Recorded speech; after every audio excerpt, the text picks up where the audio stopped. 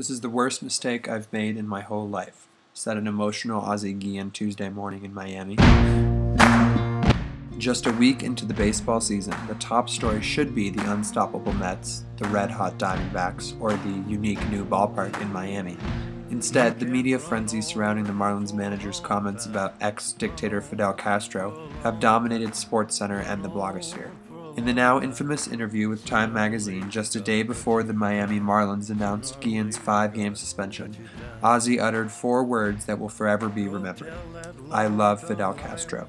No 4 words could serve as a more painful insult to Cuban Americans. Nobody could have been in a worse position to say those 4 words. The Marlins' brand new stadium is smack in the middle of Little Havana, and Guillen, who is from Venezuela, was originally brought in to help appeal to Cuban Americans, who have always represented a staple of the Marlins fan base. Looking to avoid a potentially dangerous and unavoidably furious encounter with fans, the Marlins suspended Ozzie for 5 games to help him achieve reconciliation and forgiveness with the Cuban community.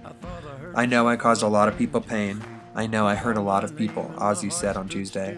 "I had imagined that the moment with this many reporters in one room looking at me would be with the World Series trophy beside me, but it's this instead." Wisely, Guillen provided no reminder of the dictator's name in his apology.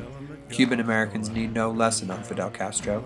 If they did not escape his communist regime, it's likely their parents or grandparents did. With a per capita income of $9,900 in 2011, Cuba remains one of the poorest nations in the Western Hemisphere. Under Fidel Castro, food shortages, horrific healthcare, and a brainwashing anti-American education system are only the half of it. Castro's Cuba has isolated itself on the world stage as one of the most brutally repressive and authoritarian governments on the globe. Historically strict censorship and a complete lack of press freedom put Cuba on par with North Korea and Iran.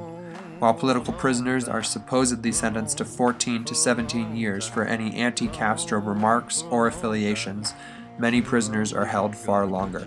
Cuban Americans live very different lives. They are the most privileged immigrant group in the United States, with a greater abundance of wealth per capita than average Americans. Cuban Americans are 25% more likely to have a college degree than Caucasian Americans. According to the U.S. Census, Cubans comprise less than 4% of the U.S. Hispanic population, whereas Mexicans, for instance, comprise 65%. Yet, of the top 100 richest Hispanics in the U.S., more than 50% are of Cuban descent, a figure 10 times what it would be if all wealth were even. Cuban Americans are also widely known as the most patriotic and conservative immigrant group in the United States, and there is no mistaking their political views. An overwhelming majority of Cuban Americans openly express their disdain of Fidel Castro. In Cuba, Cubans are mandated to attend all staged pro-Castro rallies. If they do not attend, they face prison time. Doctors in Cuba are paid just $15 a month and are mandated to keep political records of their patients. There is no right to doctor-patient privacy, patient's-informed consent, or right to protest for malpractice.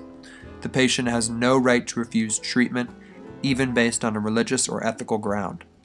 The humanitarian crisis that continues to exist in Cuba under Fidel Castro's brother Raul is a topic constantly on the news in Miami, reminding Cuban Americans there why they came to America. Guillen's comments served as a crude slap in the face to these people. To give one an idea of how serious the situation is, NBC News has reported that several investigations are underway concerning death threats Ozzie Guillen has received in the past couple days. What's done is done. Ozzie Guillen, well known for homophobic and racially insensitive comments, has made the mistake of opening his mouth on yet another political issue. Yet this mistake is far bigger and far uglier than any mistake he's made in the past. It will likely stick around and be debated and discussed for years to come. Guillen's apology Tuesday morning was indisputably sincere. No matter where you stand, the overwhelming guilt, if not fear, that he is enduring is unimaginable. I cannot help but feel sympathy for him. While the Cuban American community is united in their disappointment and anger at Ozzie, he is alone in his sorrow. I cannot help but feel sympathy for both sides. I'm Sam Mets Fan. Follow me on Twitter at @SamMetsFan.